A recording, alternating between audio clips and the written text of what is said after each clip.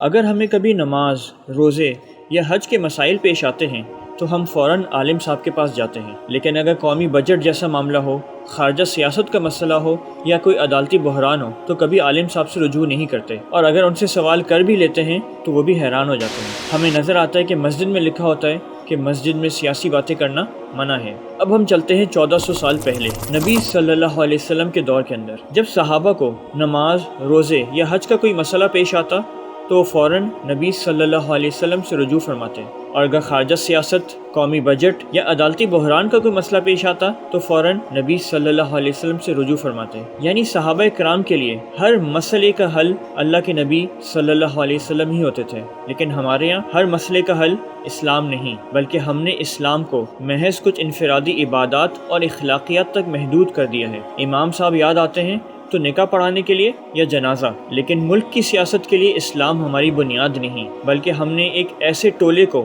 اپنا رہنما بنا دیا ہے جن کے لیے اسلام کوئی اہمیت نہیں ہے، جن کے لیے اسلام محض اسلامی ٹچز تک محدود ہے۔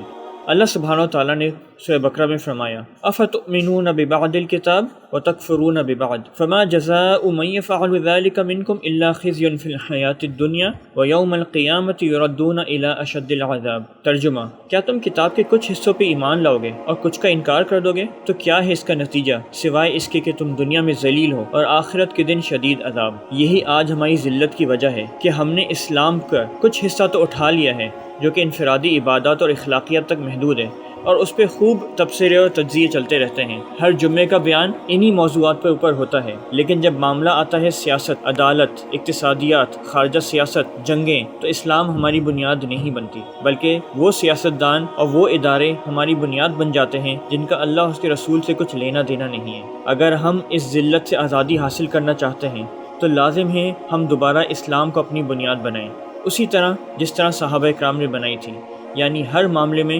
اللہ کے حکم کو سامنے رکھیں اور ان سیاستدان اور جرنیلوں کے باتوں میں نہ آئیں۔